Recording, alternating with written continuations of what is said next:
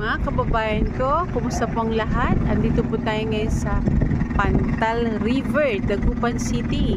Ito po yung ating mga kababayang Pilipino na mga bangkero na naghahatid po sa bahay-bahay na yun. Hanggang doon pa po yung paghatid po nila. At nung high school pa po tayo, ako ay ito po yung nasakyan ko, yung malaking barko na yan, ay barko, bangka. Yan po, mas safe po yan para sa akin kasi maliit po yan. Nagabihan na po tayo kasi bumili po tayo ng seafoods at underdeveloped po dito tayo, nasa under the ano po tayo dito, sa ilalim po tayo ng tulay, kaya pag under rehabilitation po ito hanggang dun kaya hindi pa po tapos, pero abangan na lang po natin. Ito yan, yan, sasakay po yan. Tapos minsan meron pong special na sasakyan, yung siya lang, dahil marami po siyang dadalhin na mga gamit, yung mga binili po nila, ganun. Doon po sila nakatira dyan, malapit lamang po yan. Pag sa harap po, dun po sa banda dun, ay sa part yun ng mga business establishment yan. Wala pong available na ma-interview po natin.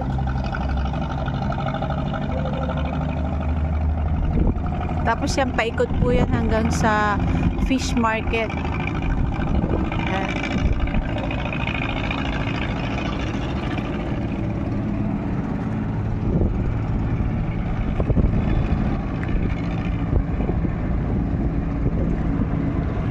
Galing pa po yan sa may palengke yan, sa may palengke.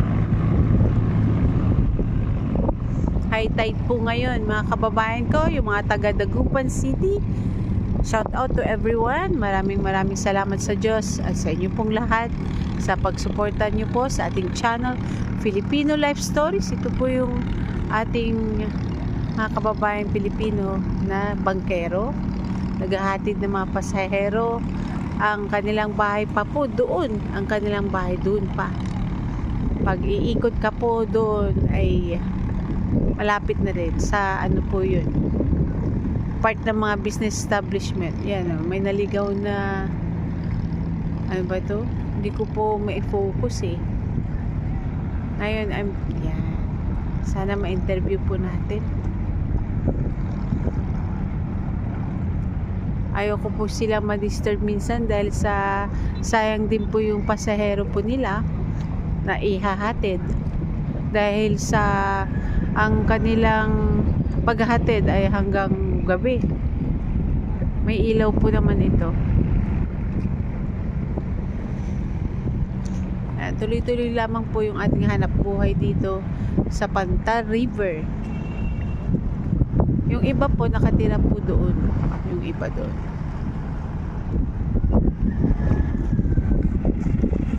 Ito po dapat yung sasakyan natin, pero sa pag may araw po, para makita po natin yung isinishare po natin. River taxi yan. River taxi. River taxi yan.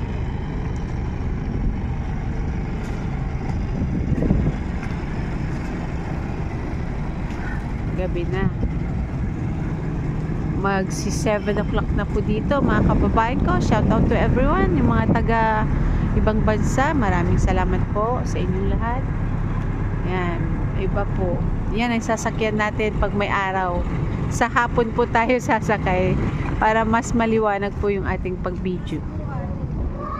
Thank you very much. Sa next video po tayo, we will see our subscribers. Maraming salamat po at be a member sa ating channel. Thank you very much. God bless everyone.